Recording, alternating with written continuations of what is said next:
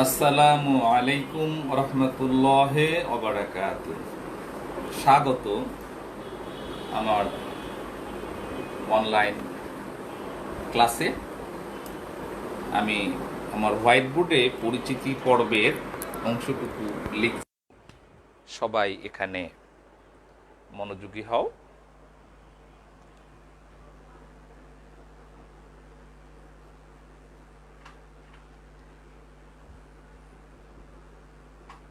তারিখ হলো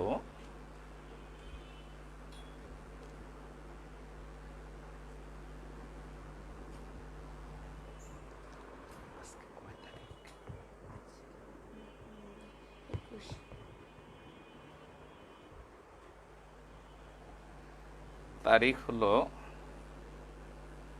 21/10/2020 ইংরেজি।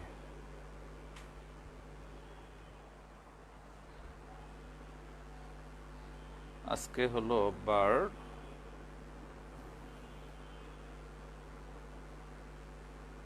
বুধবার,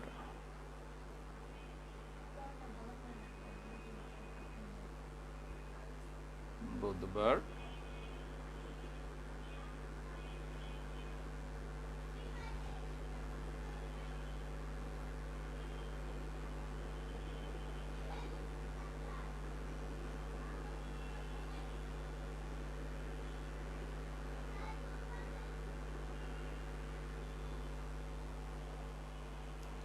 বুধবার আমার নাম্বার হলো 01737314443। ইমেইল হলো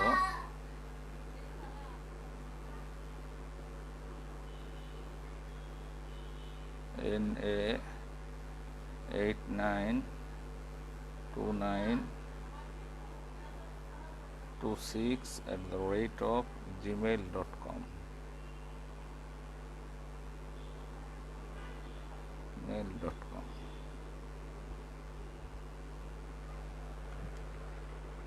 আমার সেনহাসপদ সকল ছাত্র এবং ছাত্রীরা সকলকে স্বাগত জানাচ্ছি। প্রথমে আমি পরিচিতি পর্বটা সবার সামনে পেশ করতেছি। চরকাওনা মধ্যপাড়া আলিম মাদ্রাসা, পাকুন্দিয়া, কিশোরগঞ্জ। আমি মোহাম্মদ নুরুল আলম সিদ্দিকী, আরবি প্রভাষক। আজকে টপিক হলো ইংরেজি দ্বিতীয় পত্র, কমপ্লেক্স থেকে সিম্পল। আজ তারিখ 21/10/2020 ইংরেজি, বার বুধবার। আমার মোবাইল নাম্বার 01737314443 এবং আমার ইমেইল নাম্বার na892926@gmail.com। আমার সেনহাসপদ শিক্ষার্থীরা, আমরা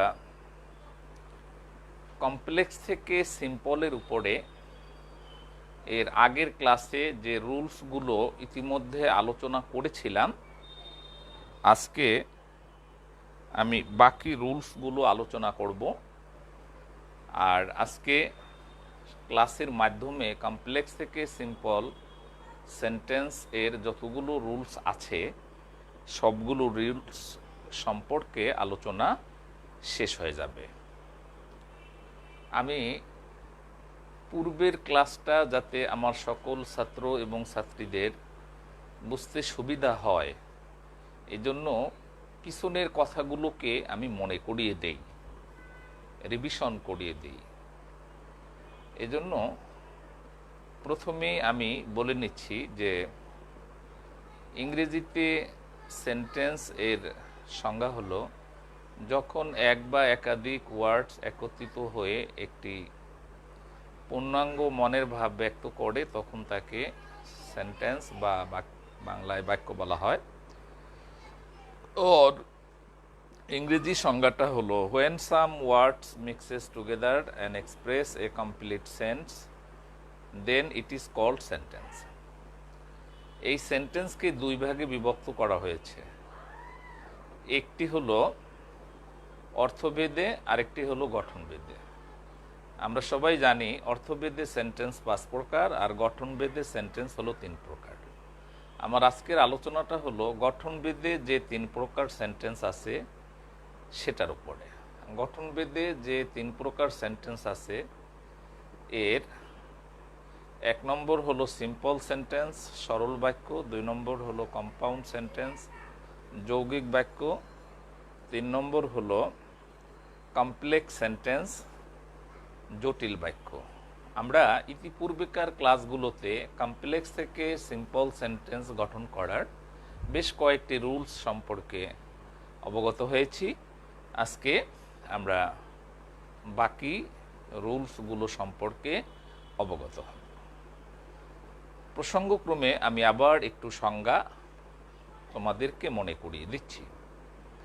সিম্পল সেন্টেন্সের সংজ্ঞা হলো যে সেন্টেন্সে একটি সাবজেক্ট ও একটি ফাইনিট ভার্ব থাকে তাকে সিম্পল সেন্টেন্স বলে।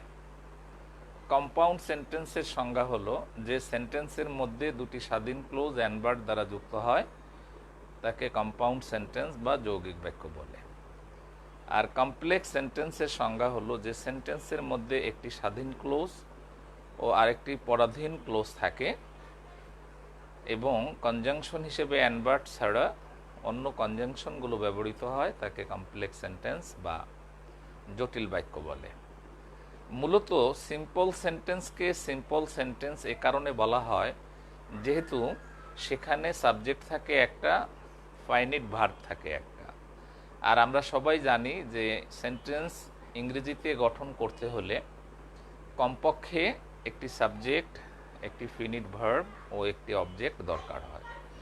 তো একটা সেন্টেন্সে যা লাগে সেটাই হলো সিম্পল সেন্টেন্সের জন্য যথেষ্ট।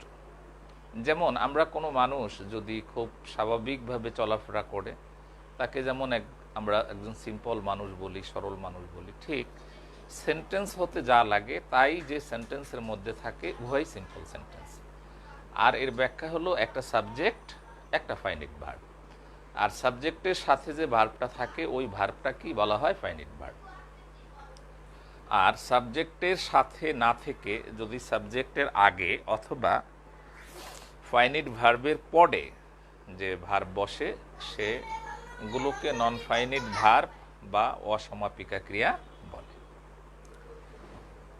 আর কমপ্লেক্স সেন্টেন্স ও কম্পাউন্ড সেন্টেন্স এই উভয় সেন্টেন্সের মধ্যে মিলও আছে অমিলও আছে।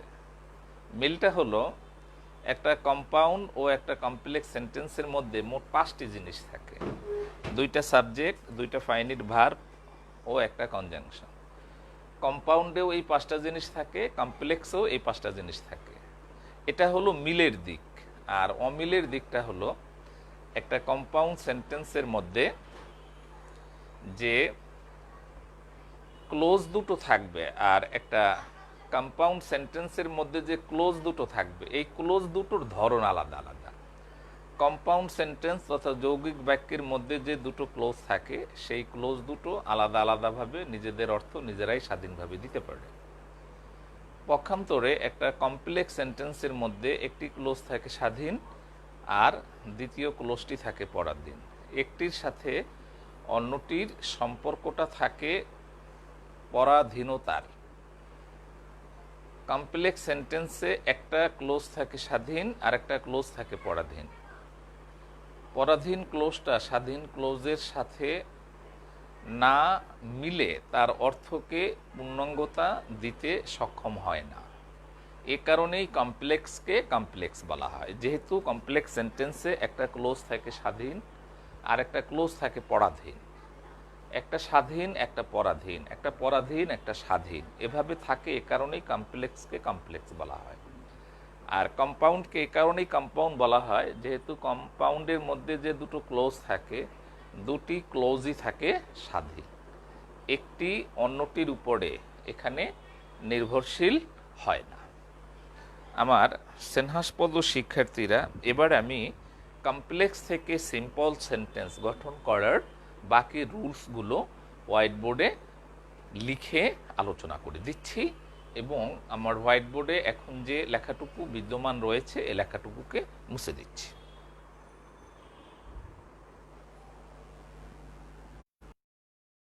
আমরা কমপ্লেক্স থেকে সিম্পল সেন্টেন্স গঠন করার যে রুলসগুলো বাকি রয়ে গেছিল গত ক্লাসগুলোর সাথে, সেই রুলসগুলো এখন আমি আলোচনা করে দিচ্ছি। আজকে রুল 1 শর্ত।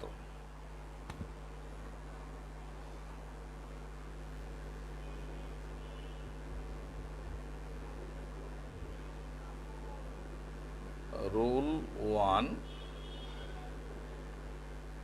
শর্ত।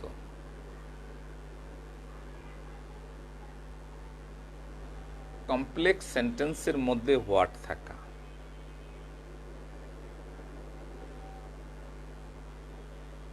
কমপ্লেক্স সেন্টেন্সের মধ্যে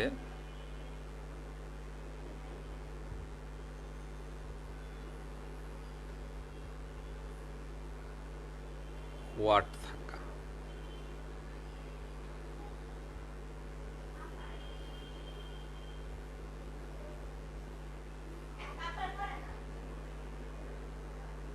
ফলাফল।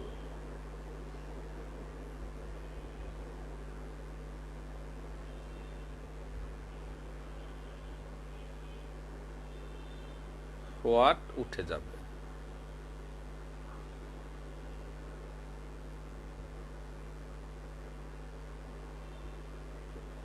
উদাহরণ: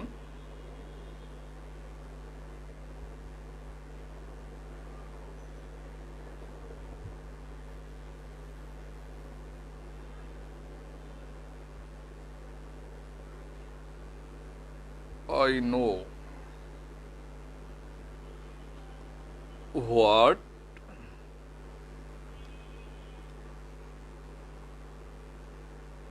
his name is.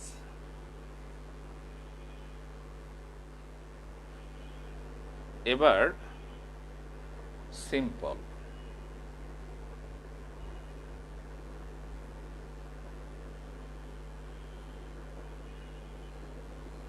I know his name.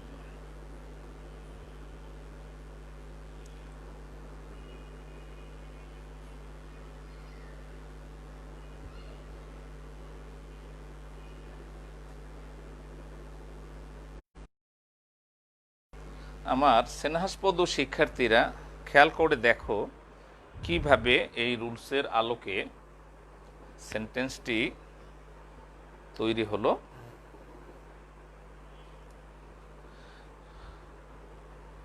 আজকে কমপ্লেক্স থেকে সিম্পল সেন্টেন্স গঠন করার যে রুলসগুলো আলোচনা করব, এর মধ্যে প্রথম যে রুলটা আলোচনা করতেছি সেটার জন্য শর্ত হলো যে কমপ্লেক্স সেন্টেন্সের মধ্যে হোয়াট থাকবে। ফলাফল হলো হোয়াট উঠে যাবে। উদাহরণ: আই নো আমি জানি, হোয়াট হিজ নেম ইজ কি হয় তার নাম। আর সিম্পল হলো আই নো আমি জানি, হিজ নেম তার নাম। আমার সেনহাসপদ শিক্ষার্থীরা একটা বিষয় খেয়াল করো খুব ভালোভাবে। আমি বারবার যে কথাটা বলি, গ্রামারটা খুব বুঝে শিখতে হবে। এখানে অন্ধভাবে মুখস্থ করার দ্বারা কোনো হবে না, উপকার হবে না। দেখো, একটা কমপ্লেক্স সেন্টেন্সের মধ্যে 5টা জিনিস থাকে। সেই 5টা জিনিস হলো দুটো সাবজেক্ট, দুটো ফাইনিট ভার্ব ও একটা কনজাংশন। আমরা এই কমপ্লেক্সের মধ্যে এই 5টা জিনিস এখন আবিষ্কার করব। প্রথমে আবিষ্কার করি দুটো সাবজেক্ট। আই একটা সাবজেক্ট আর হিজ নেম একটা সাবজেক্ট, দুটো সাবজেক্ট পেলাম। এবার দুটো ফাইনিট ভার্ব, একটা ফাইনিট ভার্ব হলো নো আর একটা ফাইনিট ভার্ব হলো ইজ। তাহলে আমরা দুটো সাবজেক্ট পেলাম, দুটো ফাইনিট ভার্ব পেলাম। এখন বন্ধুরা, ফাইনিট ভার্বটা কি আবার একটু মনে করিয়ে দিই। ফাইনিট ভার্ব অর্থ হলো সমাপিকা ক্রিয়া। সাবজেক্টের সাথে যে ভার্বটা থাকে ওই ভার্বটা কি ফাইনিট ভার্ব বলে। এরপরে কমপ্লেক্স সেন্টেন্সের কনজাংশনটা হলো এখানে হোয়াট। তাহলে আমরা 5টা জিনিস এখানে পেয়ে গেলাম। দুটো সাবজেক্ট হলো, একটা সাবজেক্ট হলো আই আর দ্বিতীয় সাবজেক্ট হলো হিজ নেম, একটা ফাইনিট ভার্ব হলো নো আর দ্বিতীয় ফাইনিট ভার্ব হলো ইজ। আরেকটা জিনিস খেয়াল করো, এখানে নো ভার্বটা আই এর পরে বসেছে, ইজ ভার্বটা হিজ নেইমের পরে বসেছে। কারণ হলো সাবজেক্টের পরেই যে ভার্বটা বসে ওই ভার্বটা কি ফিনিট ভার্ব বা সমাপিকা ক্রিয়া বলা হয়। এবার আমরা সিম্পল সেন্টেন্সটাকে বিশ্লেষণ করি, তাহকিক করি। আমরা জানি সিম্পল সেন্টেন্সের মধ্যে দুইটা জিনিস থাকে, একটা সাবজেক্ট আর একটা ফাইনিট ভার্ব। তো এই বাক্যের মধ্যে সাবজেক্ট হলো আই আর ফাইনিট ভার্ব হলো নো। আর এটা ট্রান্সফরমেশন অফ সেন্টেন্সেসের অংশ, এখানে উভয় সেন্টেন্সের মধ্যে অর্থগত মিল থাকবে। চলো আমরা বিষয়টা এবার মিলিয়ে দেখি। এখানে প্রথম সেন্টেন্সের বাংলা অর্থটা হলো আই নো, আমি জানি, হোয়াট হিজ নেম ইজ, কি হয় তার নাম। এবার সিম্পলের অর্থ বলতেছি আই নো, আমি জানি, হিজ নেম তার নাম। আমরা দেখতে পেলাম উভয় সেন্টেন্সের মধ্যে অর্থগত মিল আছে। এবার কমপ্লেক্স থেকে সিম্পল সেন্টেন্স গঠন করার রুল 2, আজকে যে রুলগুলো আলোচনা করতেছি তার মধ্যে রুল 2 এখন আলোচনা করতেছি। এর আগে তোমাদের বোঝার সুবিধার্থে আমি এই অংশটুকু মুছে দিচ্ছি।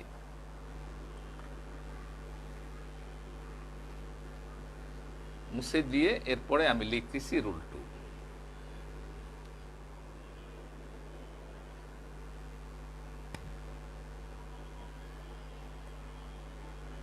রুল 2,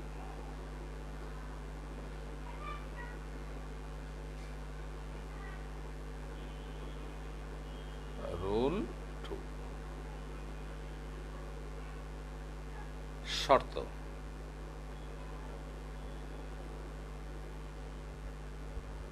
কমপ্লেক্স সেন্টেন্সের মধ্যে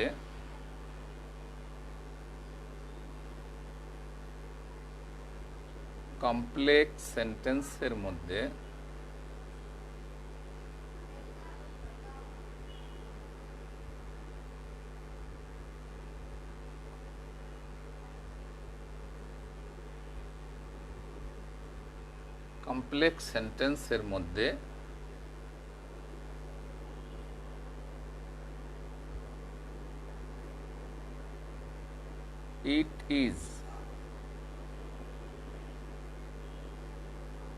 certain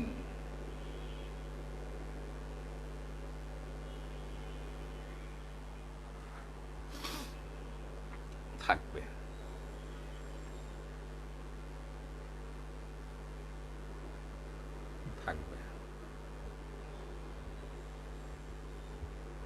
ফলাফল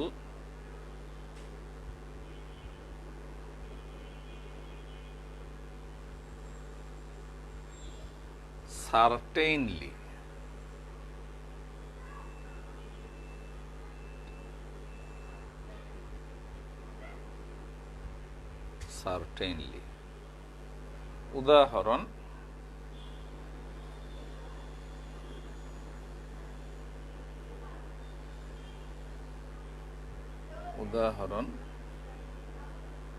কমপ্লেক্স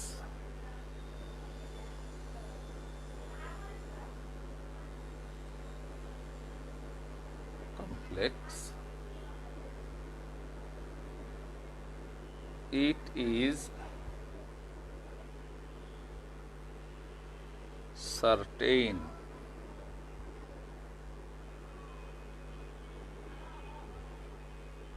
that he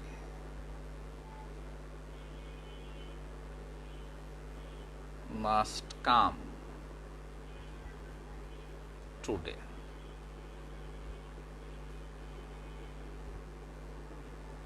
এবার সিম্পল সেন্টেন্স এটার।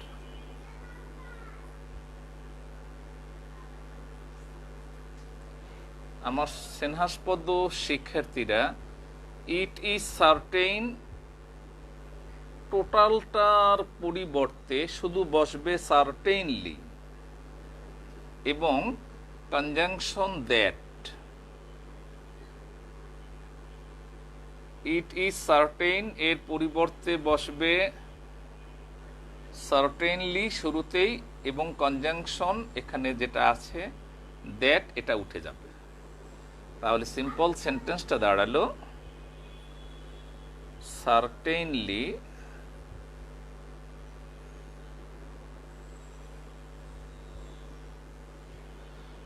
হি must come today.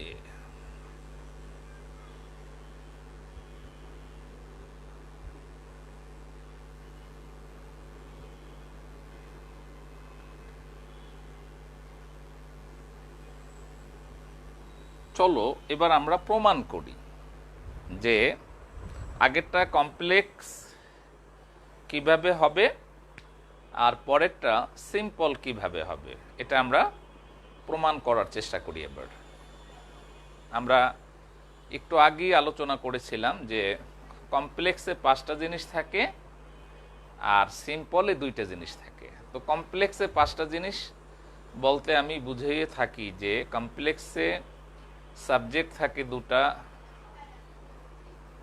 Finite verb থাকে 2টা আর কনজাংশন থাকে 1টা, এই মোট 5টা।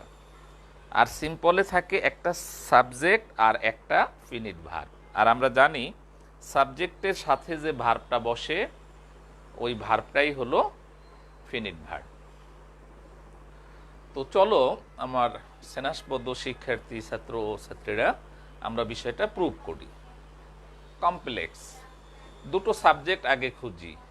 ইট একটা সাবজেক্ট আর হি একটা সাবজেক্ট, 2টো সাবজেক্ট পেয়ে গেলাম। এবার 2টো ফাইনিট ভার্ব খুঁজি। একটা ফাইনিট ভার্ব হলো ইজ আর একটা ফাইনিট ভার্ব হলো মাস্ট কাম। এরপরে একটা কনজাংশন খুঁজবো, এখানে কনজাংশনটা হলো দ্যাট। এই যে 5টা জিনিস পেয়ে গেলাম। এবার সিম্পলটা থেকে 2টা জিনিস খুঁজে বের করি, একটা সাবজেক্ট একটা ফিনিট ভার্ব। আমার স্নেহাস্পদ শিক্ষার্থীরা সিম্পল সেন্টেন্সটার মধ্যে সাবজেক্ট হলো হি আর ফিনিট ভার্ব হলো মাস্ট কাম, সুতরাং এটা সিম্পল সেন্টেন্স হয়ে গেল। আর এই বাক্যটা আরেকটা নিয়মে লেখা যাবে, সেটাও শুদ্ধ হবে। সেই নিয়মটা হলো সার্টেনলি শব্দটাকে সেন্টেন্সের শুরুতে না বসিয়ে সেন্টেন্সের শেষেও বসানো যাবে। তখন বাক্যটা হবে এভাবে, he must come today certainly. এভাবে লিখলেও বাক্যটা শুদ্ধ হয়ে যাবে।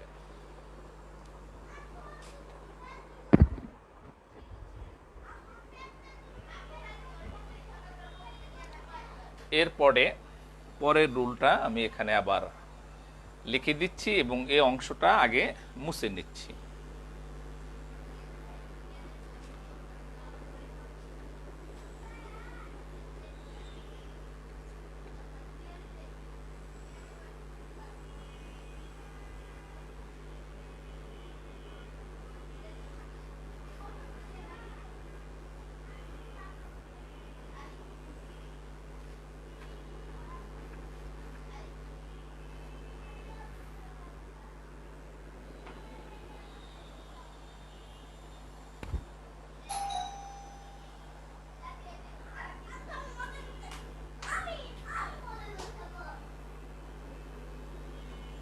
শর্ত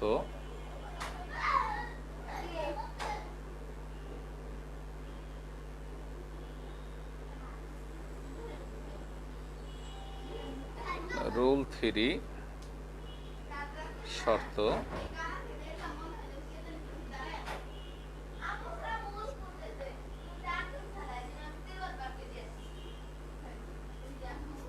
it is mattered।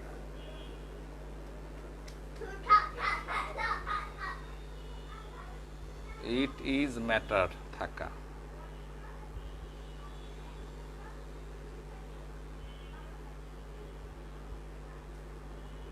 ফলাফল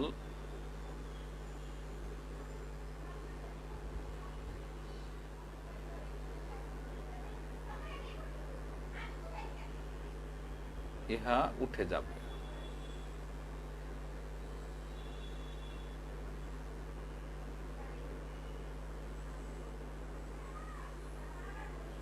ইহা উঠে যাবে। উদাহরণ,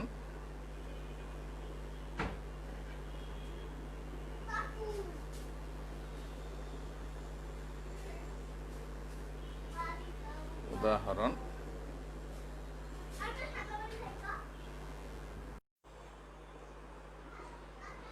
আমার সেনহাসপদ শিক্ষার্থীরা খেয়াল করো, এখানে কমপ্লেক্স সেন্টেন্সের মধ্যে আমরা 5টা বিষয় এখন বের করব।